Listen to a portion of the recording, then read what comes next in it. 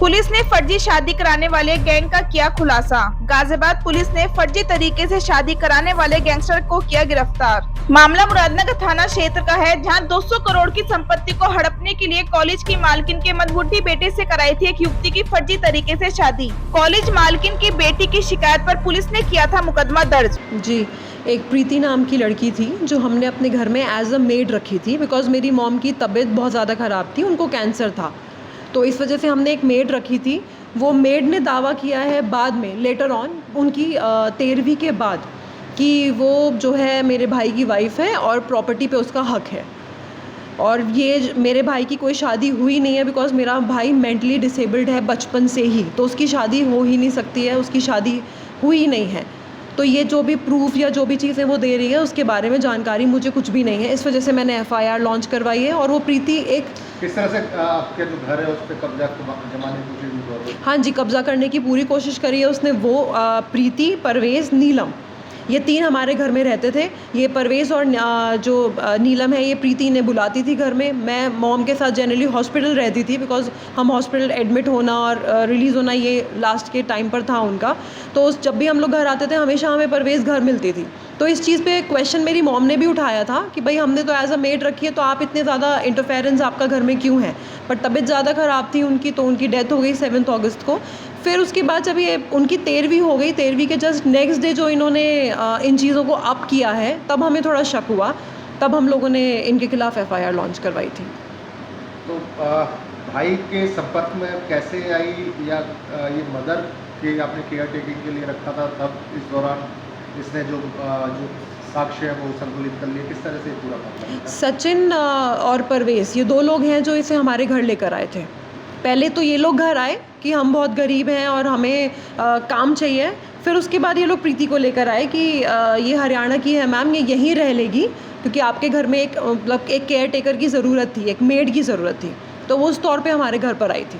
हरियाणा में इसके ऊपर कई सारे केसेस हैं जो ऑलरेडी दर्ज हैं। कई बार इसकी शादी हो चुकी है, वो चीज़ें भी पुलिस के पास हैं। और इसी तरीके के लोगों को जिनके पास मतलब जो पैसे वाले होते हैं, जो जिनमें आसानी से ये जा सकते हैं, वहाँ पर ये लोग, इन लोगों का प्रोफेशन है ये, वहाँ पे जाना, शादी करना, फिर 2-3 महीने वहाँ पे रुकना, उसके बाद वहाँ पर उन लोगों के ऊपर केसेस करना। ये हरियाणा में कई सारे केसेस इसके ऊपर ऑलरेडी दर्ज हैं।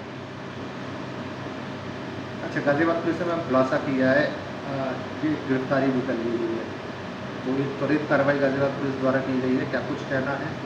हाँ जी, गाज़ियाबाद पुलिस ने अपनी तरफ से कार्रवाई करी है। सोनीपत भी वो लोग गए थे, हरियाणा भी गए थे। उन्होंने इसके बारे में, प्रीति और इनके पूरे गैंग के बारे में उन्होंने बहुत मेहनत करी है। बहुत मेहनत करके इन्होंने जो एविडेंस इकट्ठे करे हैं, वो उसके लिए आई एम रियली ग्रेटफुल। क्योंकि अब मैं और मेरा भाई हैं, हम 2 हैं, हम लोगों को प्रोटेक्शन की भी बहुत ज़्यादा ज़रूरत है, बिकॉज़ सचिन एक तरीके का आपराधिक आदमी है। उसके साथ जितने भी ये लोग जुड़े हुए हैं, ये सब उसी कैटेगरी के हैं। आप चाहती हैं जल्दी से जल्दी बाकी और लोगों की? हाँ जी, मैं चाहती हूँ जल्दी से जल्दी बाकी और लोगों की, मेन उस प्रीति की, जो मेन है इसमें, जो ये चीज़ें करती है, शादियाँ करना, फिर उन्हें फँसाना, फिर उनके ऊपर केसेस करना, कुछ इनके ऊपर केसेस होते हैं। इस तरीके से इनका पूरा एक नेक्सस है। मैं चाहती हूँ ये चीज़ टूटे और ये लोग गिरफ्तार हों। वहीं डीसीपी ग्रामीण विवेक चंद्र ने घटना का खुलासा करते हुए बताया कि फर्जी तरीके से शादी कराने वाले आरोपी गैंगस्टर सचिन को गिरफ्तार कर लिया है और फर्जी पत्नी प्रीति की तलाश की जा रही है।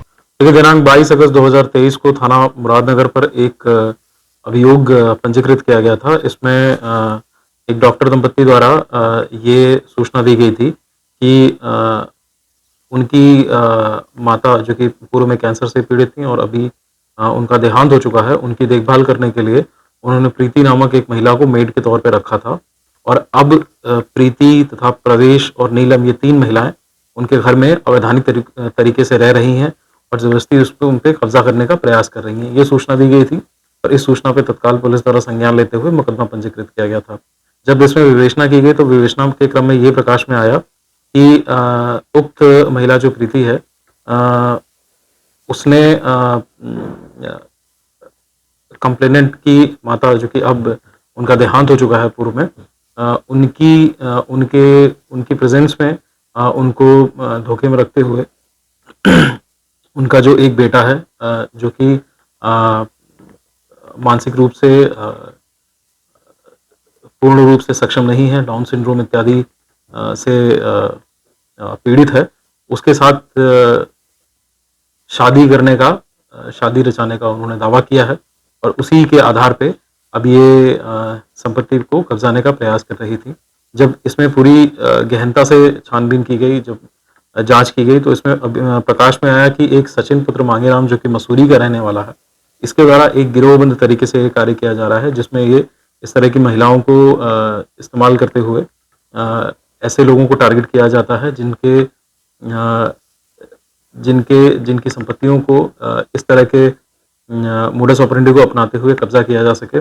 और खोजबीन में ये भी प्रकाश में आया है कि ये जो महिला प्रीति है, ये पूर्व में भी इस तरह की 3 शादियां कर चुकी हैं, तलाक हो चुका है सभी में, और ये एक पूरा गिरोह के तौर पे काम करता है, जिसका जो सरगना है वो सचिन है। और सचिन द्वारा बाद में इस डॉक्टर दंपति को धमकी देने की भी सूचना प्राप्त हुई थी और उसके आधार पर एक अन्य मुकदमा इसके विरुद्ध थाना मुरादनगर पर पंजीकृत हुआ था।